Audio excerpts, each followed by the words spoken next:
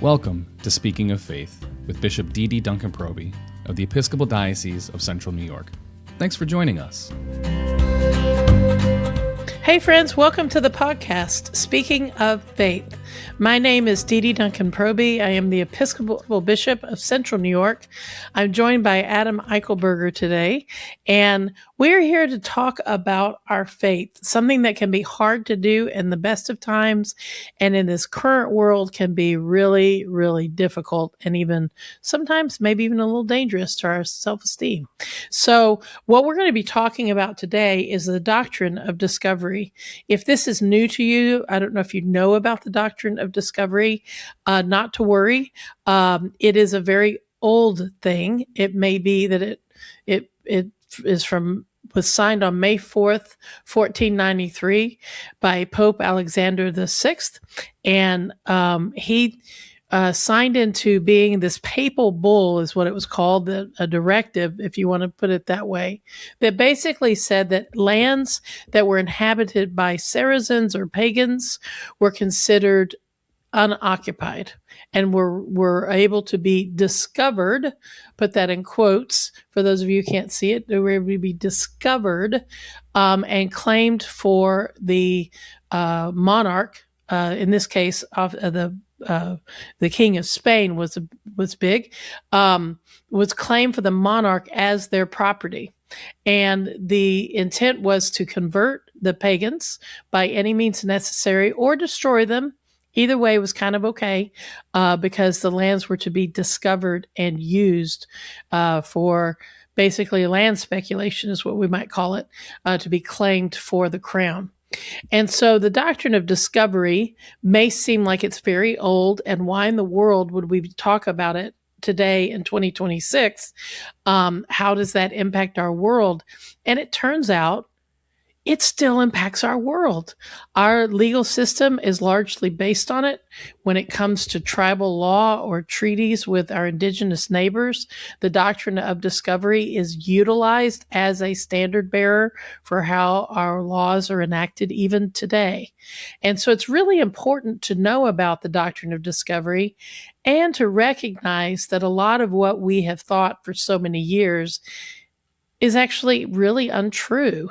This idea that Columbus arrived, we often think of the continental United States, but in fact it was Haiti, and that there was no one there, that it was just trees and rocks and deer, and just a few indigenous people. Well, there were actually hundreds of thousands of indigenous people all across the United States. The lands and all across were inhabited in some way by different tribes and nations, confederacies that had their own laws, their own legal systems, their own way of living. And the Europeans were coming into a situation of land that was already inhabited, already claimed in that regard. But with the Doctrine of Discovery, it empowered them to just lay hold of it, to see it as not discovered in any way, and to claim it.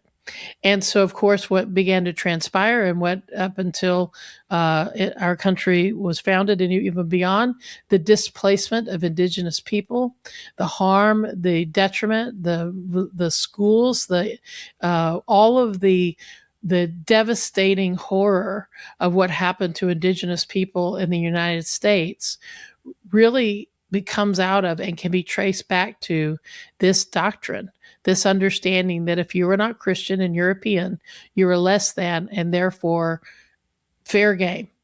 The Europeans who came in often would trade blankets that they knew were infected with diseases. And of course, the indigenous, having no history with these diseases, they were devastating.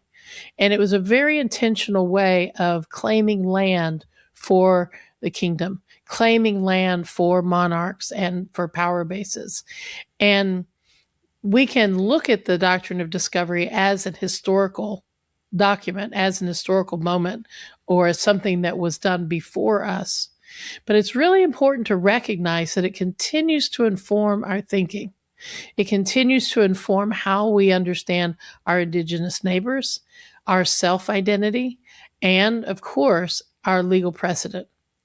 Even Ruth Bader Ginsburg, who is still dear in my heart, but she utilized the doctrine of discovery as a way of oppressing or making a decision against Indigenous people's right to their land with the Oneida. And so all of us are part of this moment. Now, this past weekend in the Diocese of Central New York, we had an event, and it was a very unique event. First of all, it was multi-denominational. We had the Roman Catholic Church was there, and the Roman Catholic bishop. The Lutheran bishop was there, and Lutherans. We had Presbyterians, Methodists, people without a faith, and of course, people in the Episcopal Church from the Diocese of Rochester, Albany, and Central New York. It was a coming together of people of faith, and to talk about how we care for our climate, to talk about and have good conversation about food injustice and how we might work to ensure the sustainability of all humans. And our keynote speaker was Dr. Robin Wall Kimmerer, who is Indigenous, a citizen of the Potawatomi Nation. And we had a reflection by Bishop Carol Gallagher of the Episcopal Church, who is a member of the Cherokee Nation, and Frida Jacques, the clan mother of the Onondagas, also spoke as for a group that went to the Scano Center. So this event was very diverse. It was also focused on three sort of separate things that all danced together. One, our ecumenical relationships. Two, our responsibility for God's creation and food sustainability and justice for our neighbors. And then also learning from Indigenous wisdom, honoring the sacred voices around us, and learning together how to be better neighbors, how to be better stewards of this creation. So it was a really robust event. We had visiting folks there with tables set up. We had all kinds of conversations happening, and it was really a wonderful offering. And central to it, we began with a refutation of the doctrine of discovery. We began the whole day by repenting of this doctrine that has harmed and devastated and really kept us from the fullness of God's mercy, of living in harmony together.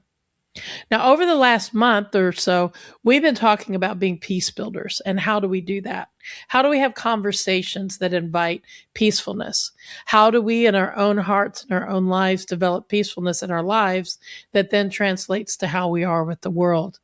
And so this event on Saturday was another aspect to that. And I would highlight for all of us that part of being a peace builder is learning truth, speaking truth to one another in love, as Scripture tells us. Part of peace building is being willing to take a look at what we believe that might in fact be harming and not a peaceful doctrine for other people. That is hard work. It may mean that some of the sacred cows, literally, that we like to believe maybe weren't true and were harmful for other people. It is hard to learn that what we've always assumed or what we were taught was not true, because it's destabilizing, makes us feel bad. Then we think, what do we do with that? How can I don't want to feel bad about what happened in 1493 or 1800 or 1920. We're in 2026. All of us have gotten to this point from somewhere. We've arrived in this moment in our lives, having our histories, having our truths, and having all those fabrications or those things that are not true. So all of us working together can only be peace builders when we're willing to live with integrity and honor that truth and that truth between us. So I'm going to invite Adam into this conversation. It's a very robust conversation. It certainly is not simple. It may raise issues for you, listener, where you're like, well, I don't like thinking of it that way, or you're missing this point over here. Totally true. Probably am. But part of talking about our faith is a willing to listen and to learn, and then to reason together how we might understand more fully God's blessings and especially God's creative and diversity.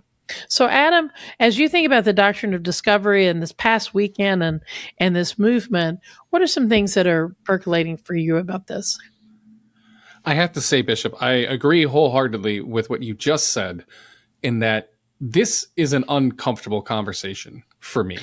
I very much embody this idea or this spirit that you're talking about, that there is one history that I have learned and known my whole life from my childhood all the way through my adulthood.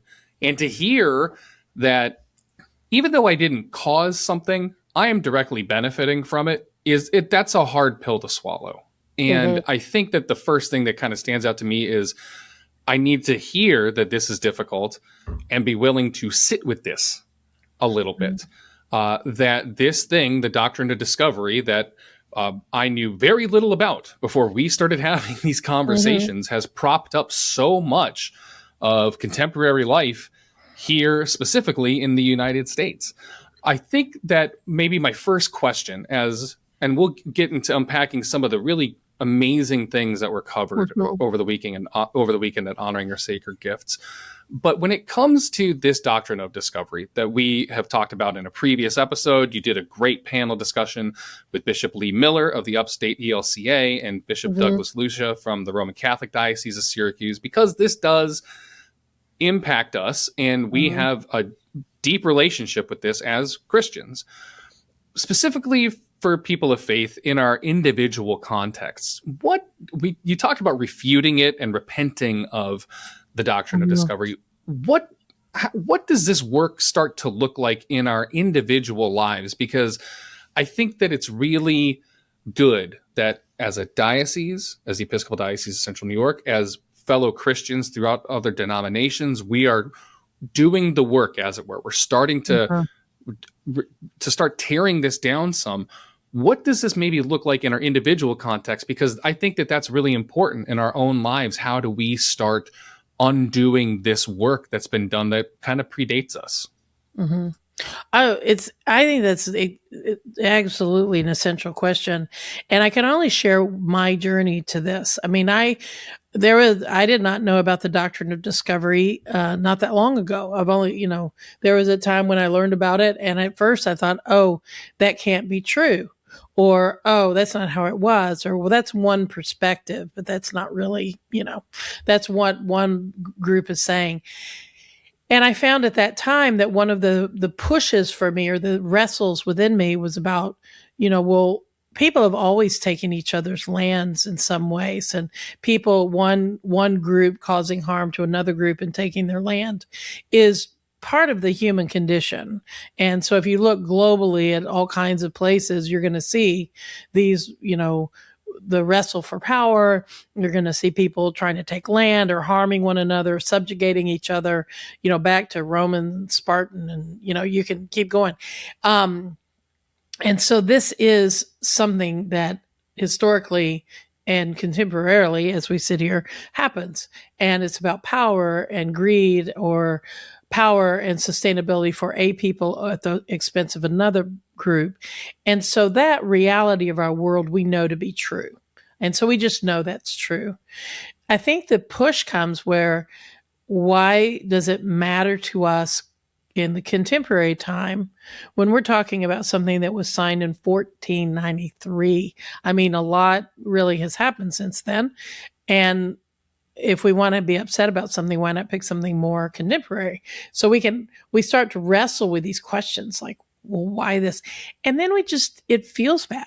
It feels bad to look back and think, oh my gosh, I really had pictured, like Thanksgiving, for instance, that the Nina, the Pinta, and the Santa Maria. I mean, I kind of, sometimes we have this bad sort of, first of all, time frame, what was early and what was later in terms of discovery and Amerigo Vespucci.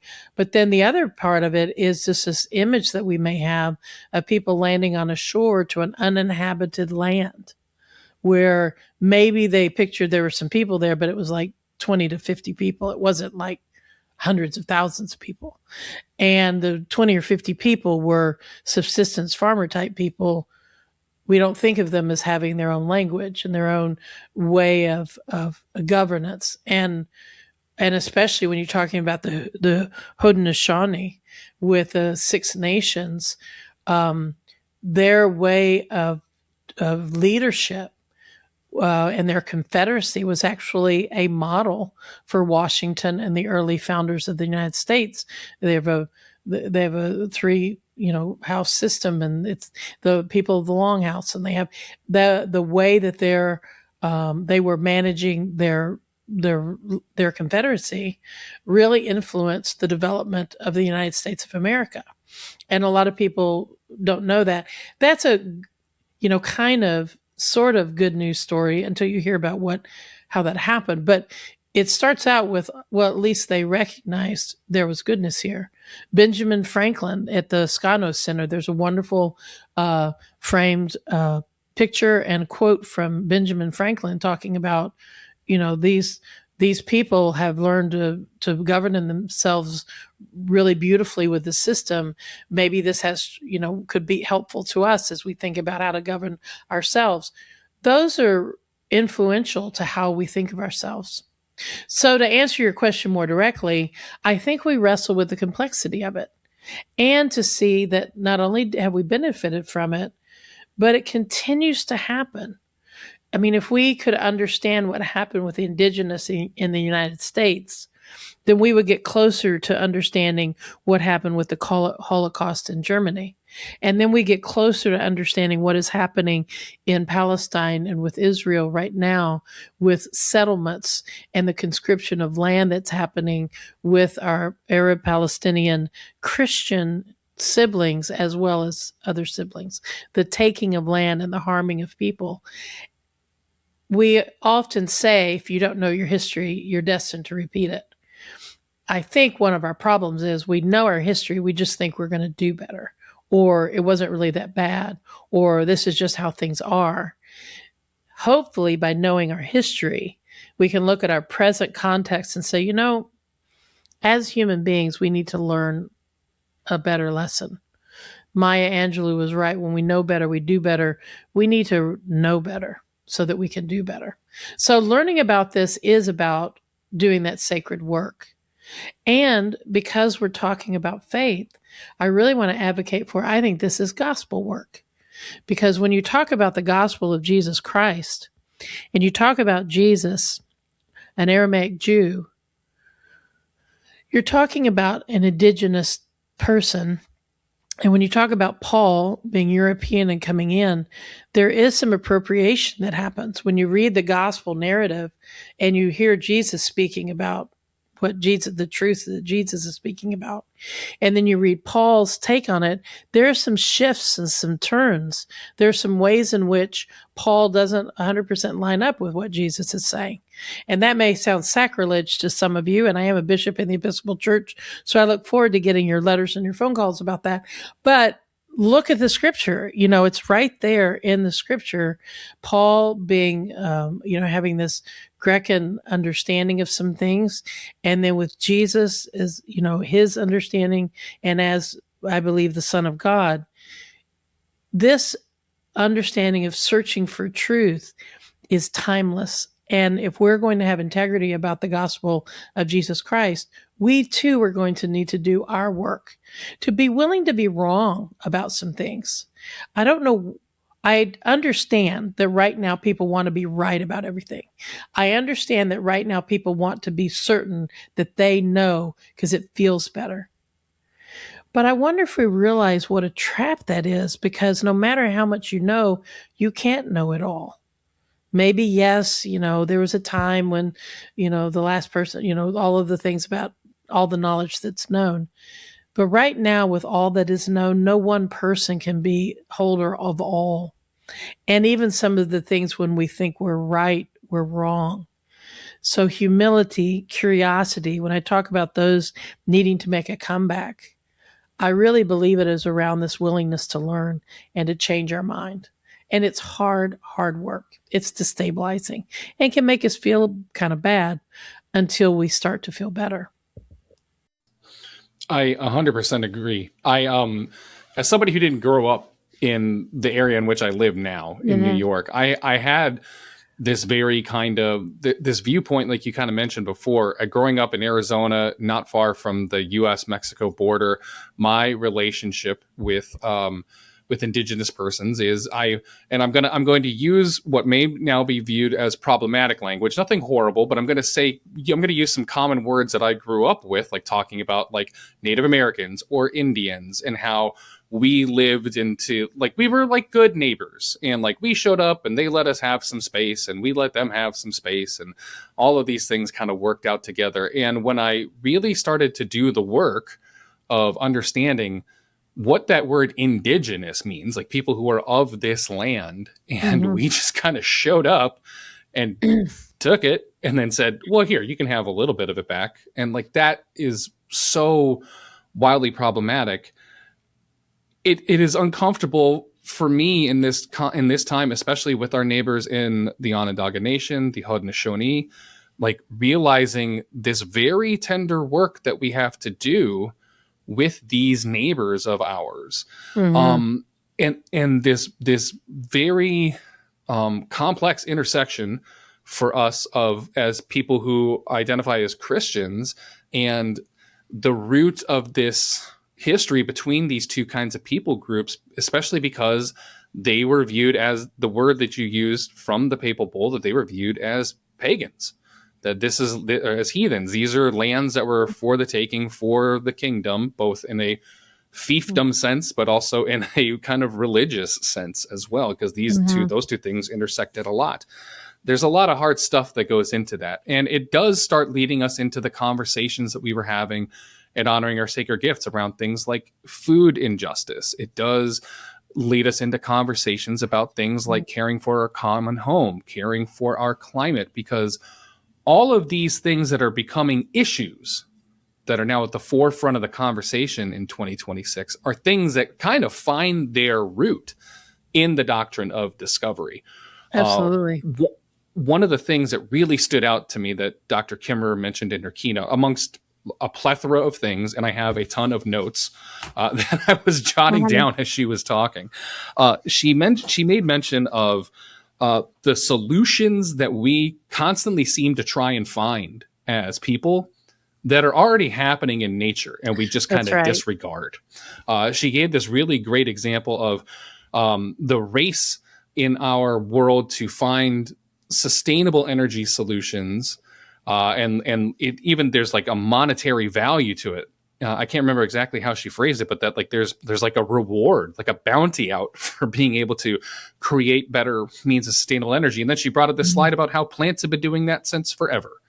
And I found it interesting that from her perspective as a member of the Potawatomi Nation, that like they intrinsically understand this.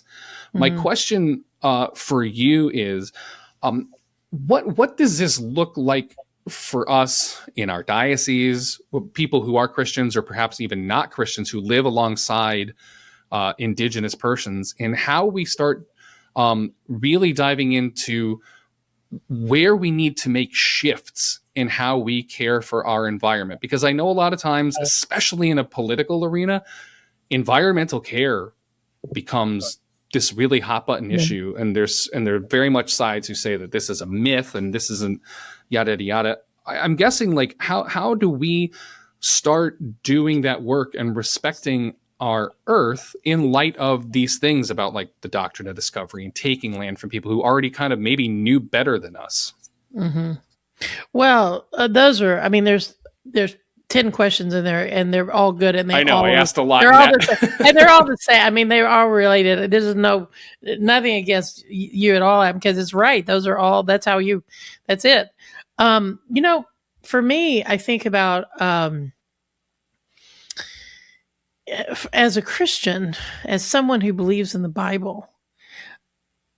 If I say God is the creator of all, that God created the world, then God created humans, and Genesis says gave us authority over the earth as caregivers of the earth, as stewards of the earth.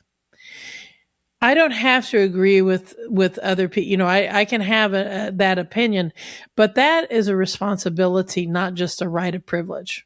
That isn't a kind of doctrine of discovery that God created it, God put us in charge, and we can do whatever we want with it, and we can destroy it because we have carte blanche.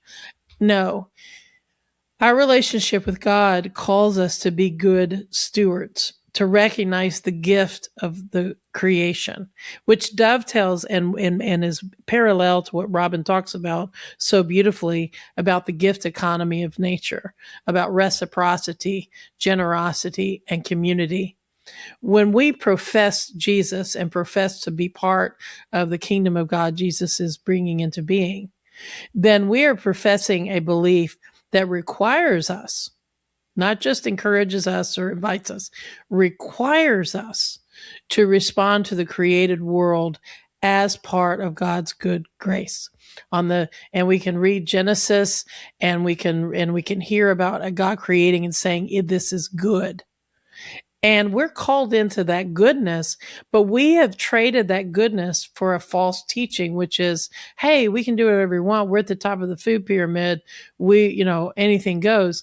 That does not honor what God has created. And so part of loving God is honoring God and God's creation. So that's number one. That is right in the wheelhouse, right? The center, the core of our orthodoxy is that we are required to be climate activists. We are required to be reduce, reuse, recycle, even though that came from oil companies trying to do a thing. But we are required to be about climate justice. Now, I don't have any interest, listener, in wrestling with anyone about, do you think climate change is real? It isn't really of value to me in some ways to have that argument or that discussion or try to bring out better slides. What is important is whether or not we see it as changing, we're responsible for engaging with it better. So reducing our carbon footprint is a responsible thing to do. Not overbuying is a responsible thing to do. Taking only what we need and leaving goods for others, that's a responsible way to live. Because it's communally based. We're called in the community. So I would say first and foremost, as people of faith, we start with our basis of faith. So we've gotten too far away from thinking this is some sort of political agenda. And if listener, you're right now thinking, oh, this is one of those, partisan things. No, I am talking about the gospel of Jesus Christ. The earth is the Lord's and the fullness of it. Therefore, we will respond with responsibility and with stewardship. I 100% agree. And not to take it too far back to other things we talked about on the podcast, I would venture, as I look at the final biddings of the baptismal covenant, we are asked, will you seek and serve Christ in all persons, loving your neighbor as yourself? And will you strive for justice and peace among all people and respect the dignity of every human being? I would venture that as we affirm those statements in the baptismal covenant, this is a part of that, because Absolutely. we also have to understand that the things that we do don't just affect us. I think it's really easy for me to say, well, if I'm doing X, Y, or Z, and it may be bad for the earth, it's just me doing it, and I'm just one drop in a bucket. But it absolutely is not, and it does. I think, in my opinion, I'm not trying to opine too much here, friends, but I think that goes against my baptismal. My promises I make in the baptismal covenant. Well, they are vows. I mean, first and foremost, they are promises we make.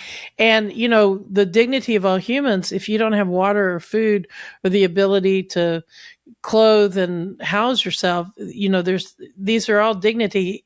These are all dignity values.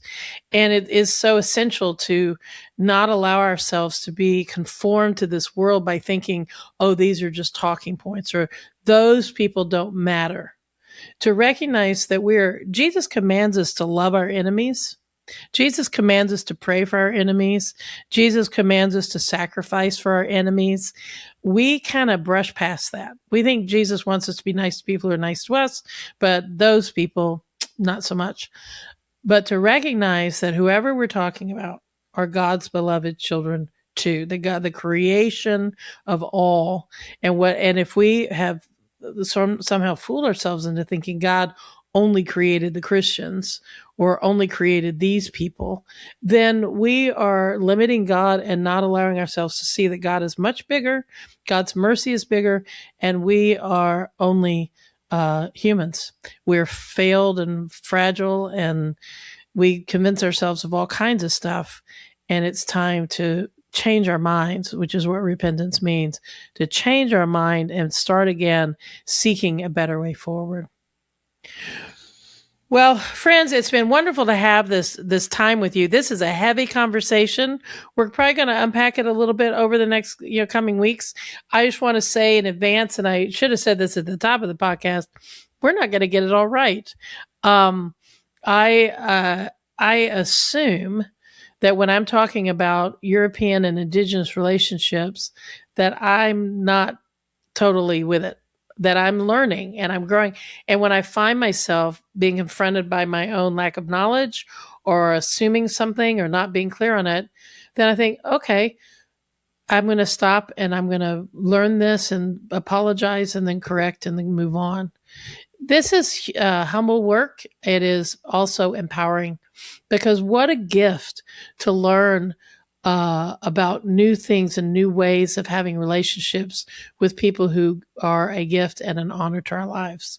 So I want to close with recognizing, if you haven't read Braiding Sweetgrass by Dr. Robin Wall Kimmerer, or you have not read The Serviceberry or I believe The Way of Moss, but I would especially The Serviceberry was the focus of our event on Saturday about community, reciprocity, and generosity, certainly building blocks of peaceful and peacemaker work. So this day, may you be blessed to know that you are beloved by God. May you join with us and be part of good stewardship of all that God has created. And together, may we learn how to be better siblings and partners with our Indigenous neighbors, how we might create a new path forward in peace and hope for our world. So be blessed and be a blessing. I look forward to seeing you or talking with you soon. Thanks again for joining us on Speaking of Faith, a production of the Episcopal Diocese of Central New York. Make sure to leave us a review and subscribe wherever you get podcasts. Connect with us online at cnyepiscopal.org, or you can join us on Facebook, Instagram, or YouTube at CNY Episcopal. We'll see you next time.